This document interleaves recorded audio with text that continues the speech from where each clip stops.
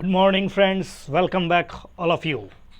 In this video we are going to discussing some very important questions in huge format, and question could be explained with the explanation in Hindi as well as English. So don't worry about it. I not just playing the games, but I also give some advanced version of knowledge, I mean explanation. So let's start. The first question on the screen here: which of the following books of ancient India has the love story of son of the founder of Sunga dynasty? इनमें से कौन सा प्राचीन भारत का पुस्तक है जो कि एक कहानी है, प्रेम कथा है son of the Sunga dynasty के जो जन्मदाता थे, आई मीन जो उसके फाउंडर थे, उनके पुत्र का? स्वप्नवास दत्ता, मालकी या मालविका अग्निमित्र, मेघदूत या फिर रत्नावली? Think about it. सबसे पहले आपको सुंग डायनेस्टी का फाउंडर का पता होना चाहिए, उसके फिर उसके पुत्र का, और उसके पुत्र की प्रेम कहानी का, और उस पुस्तक का नाम. तो इसका सही जवाब है B is the right answer, Malvika Agnimitra. Charudatta, yes.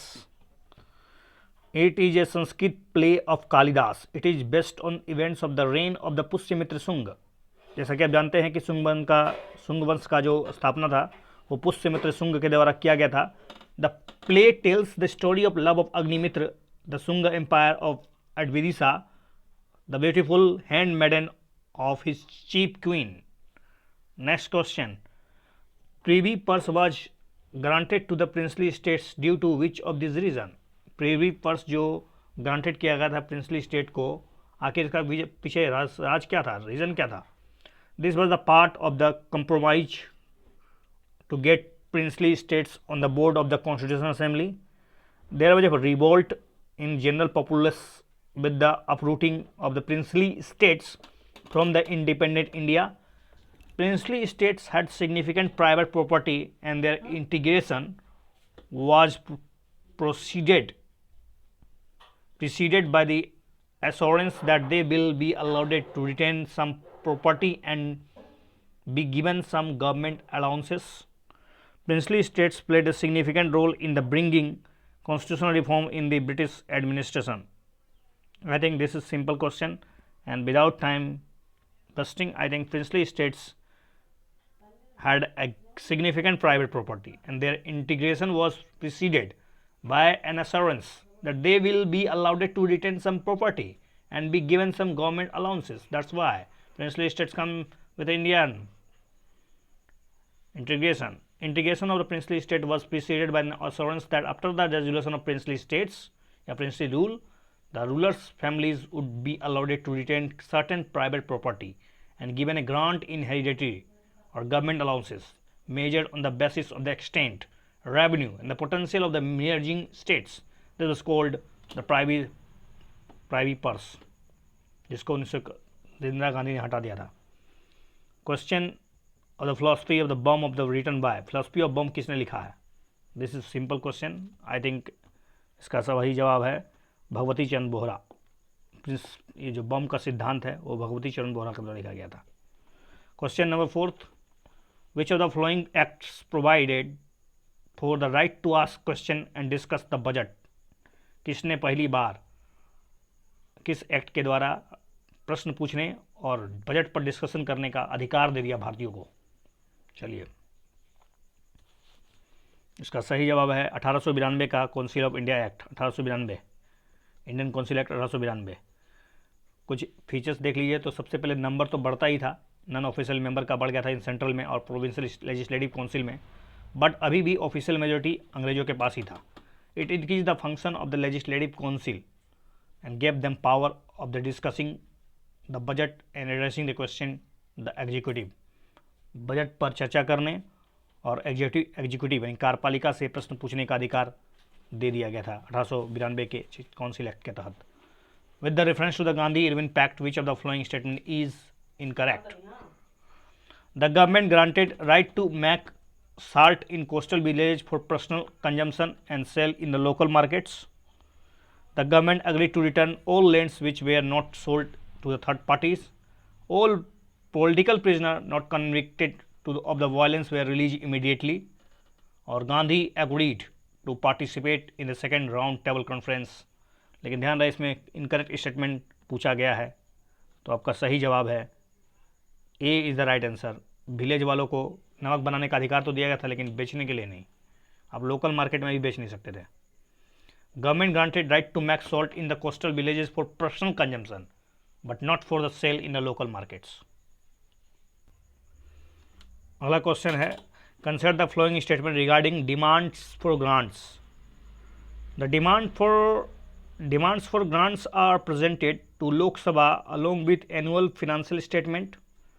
Regarding union territories without legislature, a separate demand is presented for each of such UT. The voting of demands for grants has to be done by Lok Sabha and Raj Sabha separately.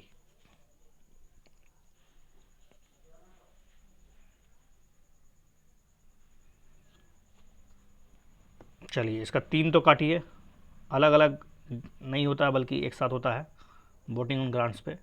1 और 2 is the right statement. Article 113 of the constitution of India mandates that estimate of expenditure from the consolidated fund of India are included in the annual financial statement which are required to be voted by the Lok Sabha. जो annual financial statement जो जिसे हम budget बोलते हैं, वो जो प्रस्तुत किया जाता है लोकसभा में, और उस पर एक वोटिंग होता है which are required to voted by the Lok Sabha and submitted in the form of demands for grants. और डिमांड्स फॉर ग्रांट्स के रूप में उसको रखा जाता है. Demands for grants are presented to the Lok Sabha along with the annual financial statement. Annual financial statement के साथ ही डिमांड्स ऑफ ग्रांट्स को प्रस्तुत किया जाता है लोकसभा में. More than one demand may be presented for a minister और department depending on the nature of the expenditure. या एक से अधिक भी डिमांड प्रस्तुत किया जाता है किसी एक मिनिस्ट्री के और किसी डिपार्टमेंट के द्वारा. Regarding UT without legislature, A separate demand is presented for the each of the such union territories. The voting of the demands for grant is exclusively privilege of Lok Sabha, that is the Rajya Sabha. आपको पता होगा grants, voting grants जो होता है केवल और केवल लोकसभा पे मिलता है और राज्यसभा पर नहीं, बल्कि राज्यसभा में सिर्फ चर्चा हो सकता है, उस पर वोट नहीं होता है. राज्यसभा को कोई पावर नहीं है बिल्कुल. ऑफकोर्स डिमांड ऑफ ग्रांट्स पे there is no power at all to the Rajya Sabha. The voting is confined to the votable part of the budgets. The expenditure charge on the consolidated fund of India is not submitted to vote. It can only be discussed. जैसा कि आप जानते हैं कि consolidated Bharat की जो संचित निधि है उस पर जो भारित होता है खर्च है, उस पर केवल चर्चा किया सकता है, वोट तो किया नहीं जाता है, इसलिए इसमें कोई चर्चा ही नहीं करना है. Consider the following statement regarding the finance commission of India. ये वित्त आयोग के बारे में बताइए. Finance commission is constituted by the parliament mainly to give its recommendation on the distribution of tax revenue between the UT and the states and among the states themself. Union states and among the state themself. चलिए, it reduces the vertical imbalance between the taxation power and expenditure responsibilities of the center states respectively.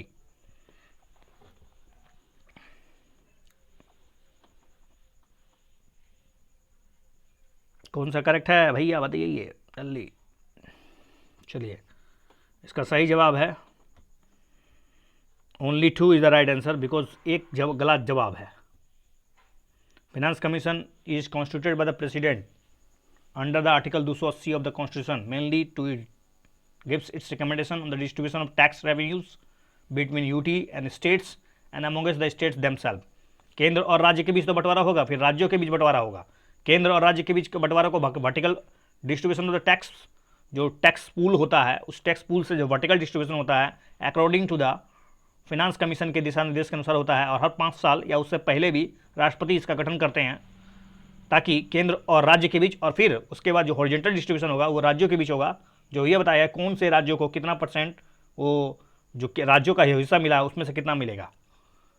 2 distinct features of the commission's work involve redressing the vertical imbalance between the taxation powers and the expenditure responsibility to the center and the state respectively. and equalization of all public services across the states. Consider the following statement regarding whip in the parliamentary जो भी हो प्रेलेंस, ये whip के बारे में विचार करते बताइए संसदीय व्यवस्था में जो विप है इसका क्या उद्देश्य है। एक whip is a official of the political party whose task is to ensure party discipline in the legislature. ये जो विधान परिषद या विधानसभा है जो भी हो सभा में पार्टी के बीच एक तरह से डिसिप्लिन मेंटेन करने के लिए बनाया जाता है। In India all the parties can issue a whip to their members. Whip can not be issue in all cases, is right और नॉट।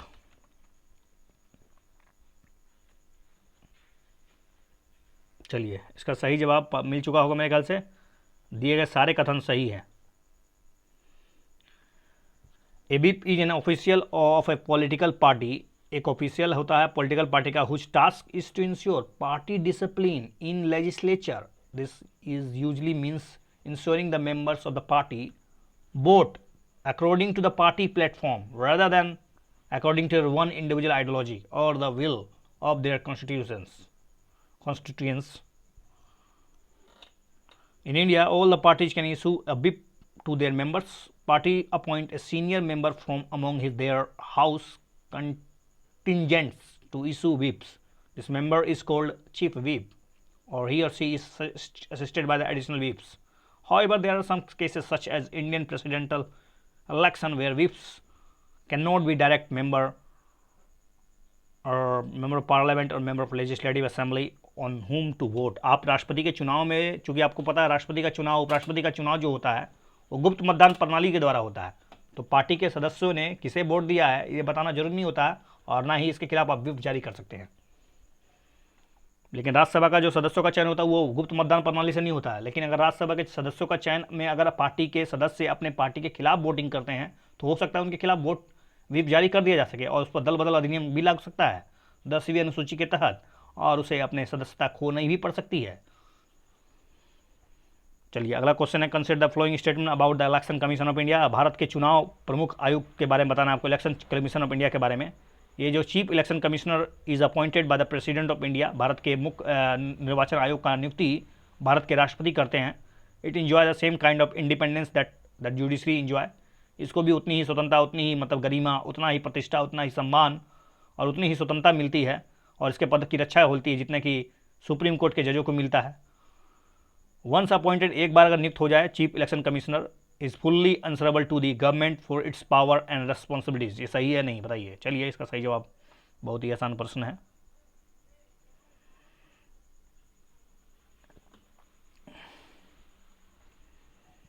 चलिए ये जो डी है वो तो गलत है, ये 1 और 2 सही है, सिर्फ 1 और 2, 3 गलत है। Election commission of India is a independent body, एक स्वतंत्र निकाय है। It is not answerable to the government of India, ये भारत सरकार के प्रति जवाबदेही नहीं है। Answerability on day to day matter and even major policy decision can tend to erode autonomy. अगर आप इसको जवाबदेही बना देंगे तो इनकी स्वतंत्रता, इनकी जो स्वायत्तता है उस पर खतरा हो सकता है, वो इरोड हो सकता है। It is the autonomy in central to the Indian democracy, hence the statement third is incorrect. जैसा कि मैंने आपको बताया, election commission of India commissioners enjoy security of tenure, salary, charge on consolidated fund of India. इनके वेतन, भत्ते, salary जितना भी हो, टेन्योर हो, पद का कार्यकाल हो, ये पूरी तरह से फिक्स होता है। Indian independence from the government interference, ये सरकारी दबाव पे नहीं होता है। डिफिकल्ट प्रोसेस ऑफ इम्पीचमेंट शब्द का गलत इस्तेमाल है यहाँ पर बिल्कुल। Hence they enjoy the similar independence of the जजेस, जितना पावर, जितना स्वतंत्रता, जितना रक्षा मिलता है जजेस को उतना ही इनको ही मिला है। बस एक थोड़ी सी बात ये बता देता हूँ मैं, ये जो चीफ इलेक्शन कमिश्नर है और जो अन्य 2 चुनाव आयुक्त होते हैं या जितना भी हो, जैसा कि राष्ट्रपति निर्धारित करे, ये जो चीफ इलेक्शन कमिश्नर के जो वेतन होते हैं, चाहे अन्य चुनाव आयुक्त का वेतन, वो संचित निर्धारित नहीं होता है, एक बात। दूसरी बात, इसके लिए कोई बॉडी नहीं है कि चुनाव आयुक्त का नियुक्ति कैसे होगा, दो बात, यानी इसके पद की स्वतंत्रता तो है, ठीक है। तीसरी बात, चीफ इलेक्शन कमिश्नर को उसी तरीका से हटाया जा सकता है जिस तरह से सुप्रीम कोर्ट के जजों को हटाया जाता है, लेकिन अन्य चुनाव आयुक्तों को हटाने का रास्ता बहुत सिंपल है। इसका सीधा सिंपल तर्क यह है कि राष्ट्रपति उन्हें हटा सकते हैं अगर चीफ इलेक्शन कमिश्नर चाहें तो। अर्थात चीफ इलेक्शन कमिश्नर को पद और उसकी स्वतंत्रता का ख्याल रखा गया है, लेकिन अन्य चुनाव आयुक्तों का नहीं। ये सब कमियां हैं। आप मेंस में आप अगर आपको कभी चीफ इलेक्शन कमिश्नर या फिर चुनाव आयोग, भारत के चुनाव आयुक्त का कर्तव्य, उसका रोल, उसकी भूमिका, उसमें खामियां अगर आपको व्याख्या करना हो तो आप बता सकते हैं। कंसिडर द फ्लोइंग स्टेटमेंट दिए है गए, बताइए।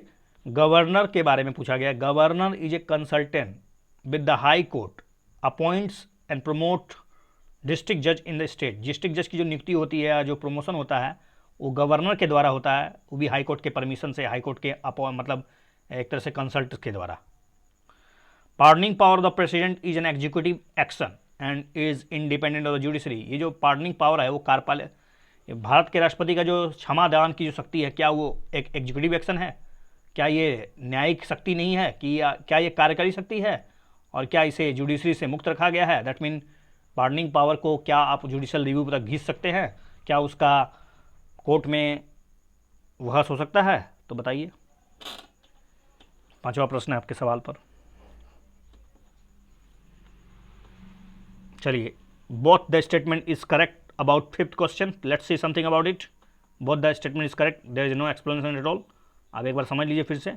गवर्नर जो है इज ए कंसल्टेशन करता है जब कभी वो हाई कोर्ट के जजों का, हाई कोर्ट का नहीं बल्कि सुप्रीम डिस्ट्रिक्ट जजों का नियुक्ति करना होता हो तो किससे? हाई कोर्ट से। दूसरा है कि pardoning power of the president जो है एक एग्जीक्यूटिव एक्शन होता है, वो कार्यकारी शक्ति होती है ना कि न्यायिक शक्ति, और वो इंडिपेंडेंट है ऑफ जुडिशरी से। लेकिन अगर माला प्रैक्टिसेस हो, अविवेकपूर्ण निर्णय हो, नेचुरल जस्टिस का अन्याय किया गया हो, मतलब उसका उल्लंघन किया गया हो, तो आप इस पर जुडिशियल रिव्यू ले सकते हैं। और साथ साथ जो मर्सी पिटिशन होता है, ये सब आपको जानकारी रखना होगा इसके बारे में। Let's see something about it. Next question, periodical rise and fall of the sea level once or twice a day cause by meteorological effects or cold tides. जो उतार चढ़ाव सी लेवल का होता है दिन में 1 या 2 बार, क्या ये मेट्रोलॉजिकल इफेक्ट है जिसको टाइड कहा जाता है? Centrifugal forces also causes for the occurrence of tides. क्या सेंट्रीफ्यूगल फोर्स यानी अपकेंद्री बल का कोई हिस्सा, मतलब योगदान है या कोई कारण है जिसके कारण टाइड्स, ज्वार भाटा उत्पन्न होती है? पहला ऑप्शन बिल्कुल ही इनकरेक्ट है। 2 is the right answer, 2 is the right answer, B is the right answer. Periodic rise and fall of the sea level once or twice a day mainly due to the attraction of sun and moon is called tide। ये कोई meteorological department या कोई ये Tide, ये क्या जो option दिया गया था पहले कि ये एक मेट्रोलॉजिकल इफेक्ट है, बिल्कुल नहीं, बल्कि सन और मून का जो अपना ग्रेविटेशन पुल है उसके कारण एक प्रकार का प्रभाव उत्पन्न होता है जिसके कारण ज्वार भाटा आती है। Movement of water cause by the meteorological effect, लेकिन पानी का जो गति होता है वो मेट्रोलॉजिकल इफेक्ट के कारण होता है, जिसमें विंड, एटमॉस्फेरिक और प्रेशर चेंजेस और सैलिनिटी चेंजेस के कारण उत्पन्न होता है, उसको सर्ज बोलते हैं, ना कि tides. Moon's gravitational pull, moon's का जो ग्रेविटेशनल पुल है अट्रैक्ट करता है greater extent to the lesser extent than the सन।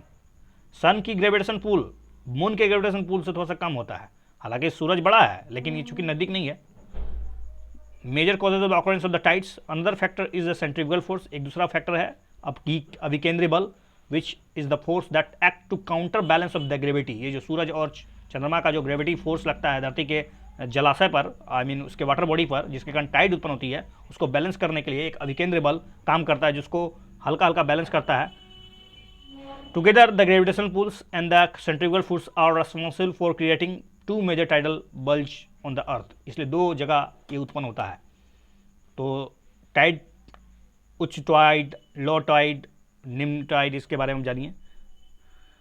अगला क्वेश्चन है, during the day time the intensity of the tides is always uniform along the coastal line. ये जो coastal line के किनारे जो सुबह के समय जो समय होता है वो टाइड्स हमेशा समान होता है। The position of the earth both the sun and the moon in the relation to the earth has direct bearing on the tide height. जो सन और जो मून का जो पोजिशन है या जो उसका रिलेशन स्थिति है वो निश्चित रूप से इस टाइड को प्रभावित करता है, उसकी ऊंचाई को। क्या ये सही है? Has direct bearing on the tide और not night tide. Neap tides occur when, ये जो नीप टाइड तब होता है जब सन और मून क्या राइट एंगल में होते हैं या स्ट्रेट लाइन में होते हैं? कौन सा? स्ट्रेट एंगल में। इनकरेक्ट पूछा गया है। 2 तो आपको डेफिनेटली पता होगा कि सही है, तो आप सोचिए, ज़रा सा दिमाग लगाइए। जब 2 सही है तो 2 तो होगा नहीं, तो 2 तो सही है, तो इसलिए 2 काटिए, इनकरेक्ट वाला उसमें हो नहीं सकता है, इसलिए 1 और 3 इनकरेक्ट है, इज द राइट आंसर।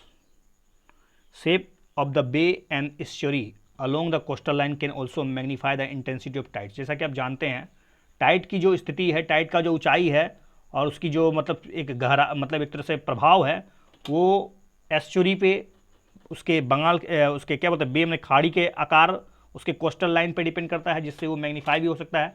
जिसको आप बे ऑफ फुंडी में जाइएगा तो बे ऑफ फुंडी में जो साइज होता है, वो जो भारी मात्रा में जो जल का वॉल्यूम एक छोटे से ग्लास जब जब क्षेत्र से गुजरता है तो टाइड की ऊंचाई बढ़ जाती है। Position of both the sun and the moon in the relation to the earth, earth के रिस्पेक्ट में सन और मून की स्थिति direct effect on the tide height. When the sun and the moon and the earth are straight line, जब ये तीनों एक ही रेखा में होते हैं, the height of the tide will higher, उस समय हाइट सबसे ऊंचा होता है। These are cold spring tides, इसको स्प्रिंग टाइड कहा जाता है। दे ओकर ट्वाइस अ मंथ, और महीना में 2 बार होता है, once full moon period and another during new moon period, एक पहला पूर्णिमा और दूसरा न्यू मून पीरियड में होता है। Normally there is a 7 day, 7 दिन का अंतर होता है between the spring tide and the neap tide, एक स्प्रिंग और दूसरे एक नीप टाइड के बीच 7 दिनों का अंतराल होता है। At this time the sun and the moon are at right angles, जब सन और मून एक दूसरे के राइट एंगल में होंगे तो एक दूसरे के फोर्स के प्रभाव को नेगलेक्ट करने की कोशिश करेंगे, जिसके कारण लो टाइड उत्पन्न होगा। Consider the following statement, unlike cyclone and ocean current, मतलब चक्रवात और ये जो समुद्री करंट्स होते हैं उसके विपरीत tides can not be projected well in advance, आप टाइड्स का अनुमान नहीं लगा सकते हैं।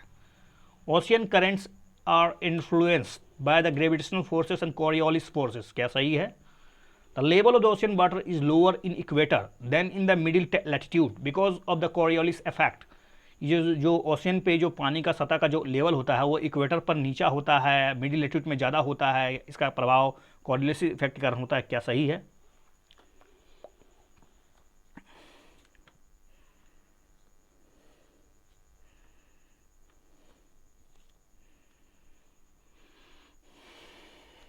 चलिए सबसे पहले 1 काटिए, और रही बात 2 सही है, तीसरा ऑप्शन जो है वो गलत है, इसलिए 2 केवल सही है। Since tides are caused by the earth and moon sun position which are well known can be accurately, tides can be projected well in advance. आपको पता होगा चक्रवात और ये जो समुद्री धाराओं का जो प्रभाव होता है उसका अनुमान लगाना सही नहीं है, आसान नहीं है, लेकिन टाइड्स का अनुमान लगाना, उसकी पूर्वांश मतलब पूर्व स्थिति जानना कब आए, इसका स्थिति इसलिए पता चलता है क्योंकि आपको पता होगा सन और मून की स्थिति एक निश्चित होती है। Ocean currents are like river flow in ocean, मतलब ओशियन करंट क्या होता है, जैसे कि कोई समुद्र में नदी बह रही हो। They represent a regular volume of water in a definite path और direction. The primary forces that influence the current, कौन कौन सा प्रभावित करता है, तो एक हीटिंग सोलर एनर्जी प्रभावित करता है, विंड प्रभावित करता है, ग्रेविटी प्रभावित करता है, कोरियोलिस फोर्स प्रभावित करता है। Heating by solar energy causes the water to expand, जब सूरज का प्रकाश उसके सतह पर पड़ता है, समुद्री धाराओं पर पड़ता है तो वो फैलता है, विस्तार होता है गर्म होने के बाद। That's why near the equator ocean water is about 8 centimetre higher in level than the middle latitude.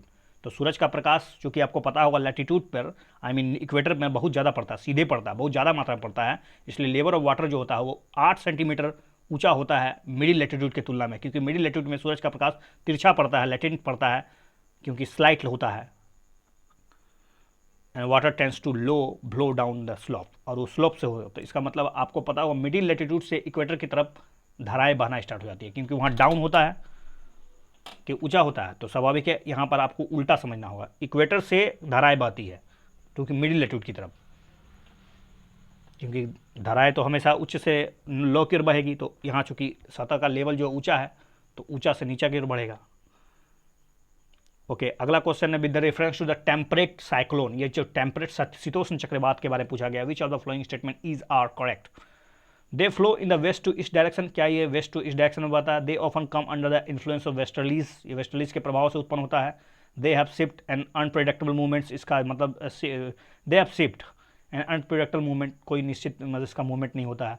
Western disturbance in India is due to the temperate cyclone, ये वेस्टर्न डिस्टर्बेंस क्या टेम्परेट साइक्लोन के कारण आता है, क्या ये सही है कि नहीं, चलिए सोचिए।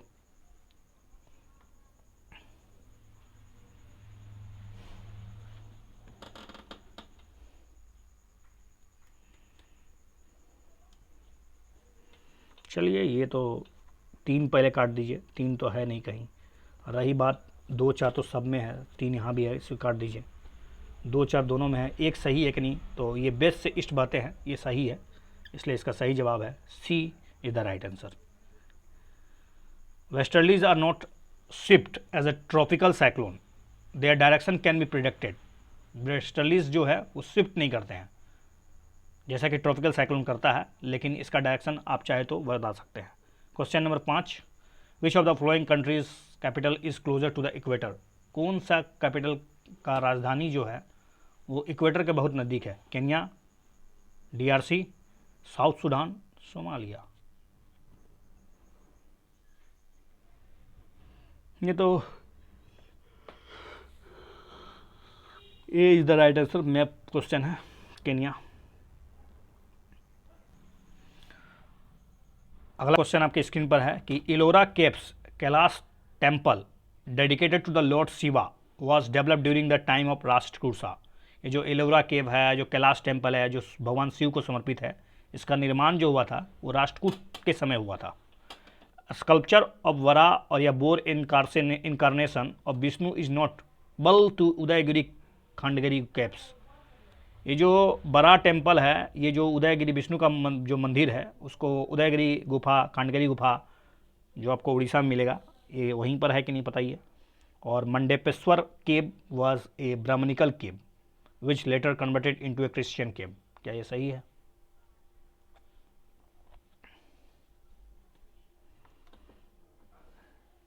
चलिए सबसे पहले 2 काट दीजिए और B is the right answer. ये उदयगिरी खांडगिरी ये सही नहीं है। एलोरा केव्स, इसमें 16 नंबर का जो गुफा है उसको कैलाश टेम्पल को डेडिकेटेड है, जो भगवान शिव को समर्पित है, और it was develop under the patronage of Rashtrakuta king Krishna प्रथम। और राष्ट्रकूट किंग का जो राजा था उसका नाम था कृष्ण प्रथम ने इसको कार्व आउट कराया था, और एक ही चट्टान से काट के बनाया गया है। और दूसरा है मंडेपेश्वर केव्स जो है वो लोकेटेड है बिरोवली मुंबई। ये जो बोरावली है, आप जाते हैं नियर मुंबई में, उसको मोंटेपरी केव्स भी बोलते हैं, जो डेवलप किया गया था लेट गुप्ता पीरियड में।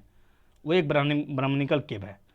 हाउएवर इसको बाद में आगे चल के क्रिश्चियन केव में कन्वर्ट कर दिया है। जो उदयगिरी केव्स है, not to confuse Udayagiri Khandagiri caves in Orissa, जैसे मैंने एक्सप्लेनेशन किया था, वो नहीं है। It is located in Vidisha, Madhya Pradesh में। उदयगिरी केव्स जो है वो मध्य प्रदेश के विदिशा में स्थित है। ये 5वीं से सदी में स्टार्ट हुआ था और चंद्रगुप्त द्वितीय के समय। फेमस है अपने न्यूमेरस स्कल्पचर के लिए, बहुत से मूर्तियाँ हैं यहाँ पर है, बहुत से पहाड़ है जो मतलब पहाड़ों को काट कर मूर्तियाँ बनाई गई है। स्कल्पचर और बोर या Varaha incarnation of Vishnu is notable. ये जो विष्णु का स्कल्पचर है इसमें एक महत्वपूर्ण है। अगला क्वेश्चन है, consider the following statement. Ashokan edicts, जो इडिक्ट्स अशोक का जो शिलालेख था, represent the first tangible events of Buddhism and its mainly focuses on philosophical dimension of Buddhism. और इसका जो अधिकांश हिस्सा है, अधिकांश जो मतलब चरित्र चित्रण है, वो बुद्ध के जीवन से जुड़ा हुआ है, उसके सिद्धांतों से जुड़ा हुआ है। Prayag Prashasti is the name given to the Allahabad pillar. ये प्रयाग प्रशस्ति क्या इलाहाबाद पिल्लर से जाना जाता है। The development of stupa was prominent during the Gupta age. और गुप्ता पीरियड में स्तूपों का निर्माण एक तरह से प्रोमिनेंट कर चुका था, पूरा मतलब प्रमुखता ग्रहण कर ली थी। ये सही है कि नहीं?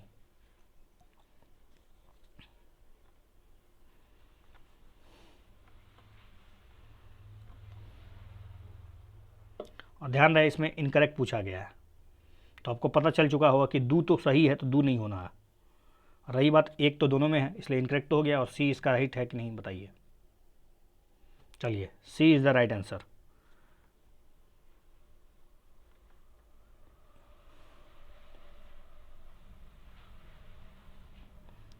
अशोक के शिलालेख में लगभग 33 इंस्क्रिप्शन है। Ashoka are the collection of 33 शिला inscription on the pillars of Ashok. These inscriptions were based throughout the country and it represent the first tangible evidences of Buddhism. These inscriptions show Ashok's devotion towards the Buddhist philosophy. Inscriptions show his efforts to spread and develop the Buddhist dharma throughout his kingdom. The edicts mainly focus on social and moral perspective rather than the specific religious practice. ये किसी बुद्ध के जीवन से ही concentrate नहीं था, बल्कि ये social, सामाजिक, नैतिक प्रस्पेक्ट, जीवन का क्या उद्देश्य होना चाहिए, किस पर फोकस है, ना कि किसी खास धर्म को संदर्भित करता है। The philosophical dimension of Buddhism पे ज़्यादा फोकस नहीं है, ऐसा नहीं कह सकते हैं कि आप उसी पर पूरा फोकस है। Prayag Prashasti is the name of the given to the Allahabad pillar. इसको अलाहाबाद, प्रयाग प्रशस्ति को अलाहाबाद पिल्लर भी कहते हैं। Prayag means meeting the place for something और someone. Prayag is an ancient name of Allahabad as it the meeting place of Sangam of the river of Ganga, Yamuna और mythical Saraswati. Prashasti means in a praise of someone, किसी के गुणगान में कुछ लिखा गया हो, कुछ गढ़ा गया हो। Allahabad prashasti was originally engraved on the Ashokan pillar in Kaushambi near Allahabad. Gupta's age saw a decline in the development of stupa. Gupta period के दरमियान स्तूपों का निर्माण गिरने लगा, ना कि ऊंचाई पर पहुंच गया। However Dhamek stupa at the Sarnath near the Varanasi is the fine example of stupa develop during the period. लेकिन धमेक स्तूप जो है वो गुप्ता पीरियड में ही बना था, उनमें से एक महत्वपूर्ण, एक तरह से कह सकते हैं, स्तूप है। Consider the following statement about Buddha. Buddha के बारे में विभिन्न कथनों पर विचार करते बताइए कौन सा कथन सही है। स्तूप at the Bodh Gaya was built to mark the place where the Buddha first taught his message. क्या उन्होंने अपना पहला उपदेश दिया बोध गया में? क्या ये सही है? Buddha taught the life is full of suffering and unhappinesses. Buddha ने बताया, जिंदगी के में यही समझाया, यही सिखाया कि ज़िंदगी जो है दुखों से भरी है और ज़िंदगी जो है में खुशियाँ नहीं है, बहुत कम है, सफरिंग है, कांटों का सेज है। क्या ये सही है?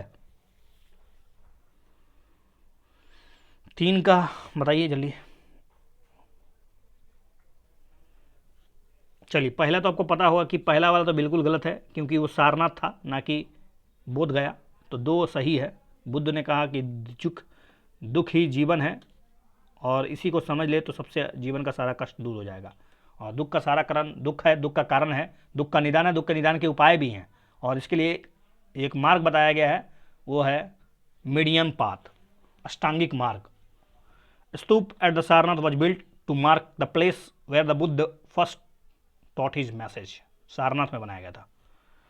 अगला क्वेश्चन है, Manusmriti is one of the best non legal text of early India written in Sanskrit and compiled between the 2nd century BCE and 2nd century CE.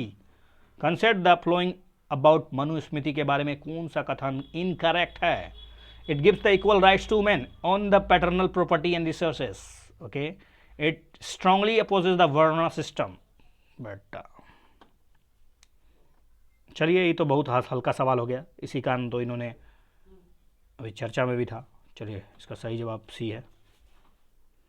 According to the Manusmriti, paternal asset was to divided equally among the sons after the death of the parents, with the special share of the eldest. Women could not claim the share of their resources. Manusmriti में ये था लिखा। Manusmriti let down the duties of the Chandals. They had to live outside the village. उन्हें बाहर रहना होगा चंडालों को। Use discarded utensils, टूटे टूटे बर्तन, कपड़े, फटे चिथड़े कपड़े of the dead body and ornaments of the iron. They could walk about in village and cities at night. वो रात में चल सकते हैं, गले में टांग लीजिए और ढोमरू बजाते हैं आगे निकलिए। They had to dispose of the bodies of those who had to no relatives and serve as executioner. अगला क्वेश्चन है, Nuakhai Juhar is the harvest festival of which of the state UT of India. Nuakhai Juhar, Johar.